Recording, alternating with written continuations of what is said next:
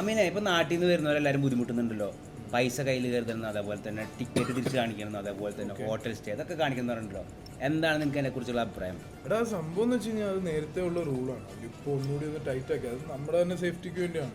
ഇപ്പോൾ ദുബായിൽ വരുമ്പോൾ അതിൻ്റെതായ എക്സ്പെൻസ് ഉണ്ട്. അപ്പം ഇപ്പോൾ അവർ പറയുന്നത് വെച്ച് കഴിഞ്ഞാൽ നിങ്ങളിപ്പോൾ ഒരു 1 മന്തിലേക്ക് വരുവാണെങ്കിൽ ഒരു 3000 ദിറംസ് നിങ്ങളുടെ കയ്യിൽ എക്സ്പെൻസിനായിട്ട് കാണണം. അഥവാ നിങ്ങൾ 2 മന്ത്സിലേക്കാണ് വരുന്നതെങ്കിൽ അതൊരു 5000 ദിറംസ് ആണ്.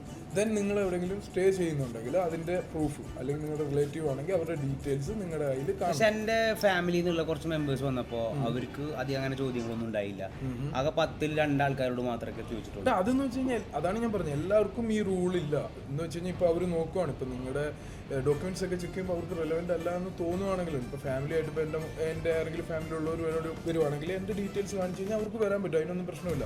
ഇതിപ്പോൾ ഒരുപാട് ആൾക്കാർ ഇവിടെ ഇങ്ങനെ ലൈക്ക് വിസിറ്റ് വിസ എടുത്ത് വന്നിട്ട് ഇവിടെ വന്ന് ജോബ് തപ്പുന്നതും അങ്ങനെയുള്ള പ്രശ്നങ്ങളുണ്ട്. അപ്പോൾ അതുകൊണ്ട് തന്നെയാണ് അവർ റിട്ടേൺ കൺഫേംഡ് ആയിട്ട് വേണം വരുന്നതെന്ന് പറയുന്നത്.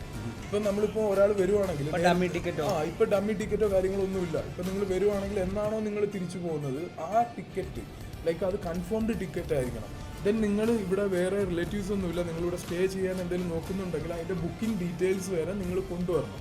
അതാണ് ഇപ്പോഴത്തെ ദുബായ് റൂള്. അല്ല വേറെ അതിൽ നമ്മൾ കൺഫ്യൂസ്ഡ് ആവേണ്ട കാര്യങ്ങളൊന്നുമില്ല. എല്ലാവരും എല്ലാവരും ഒന്ന് ശ്രദ്ധിക്കുന്നത് നല്ലതാണ്. ബട്ട് ഇത് എല്ലാവരോടും ചോദിക്കുന്നുമില്ല.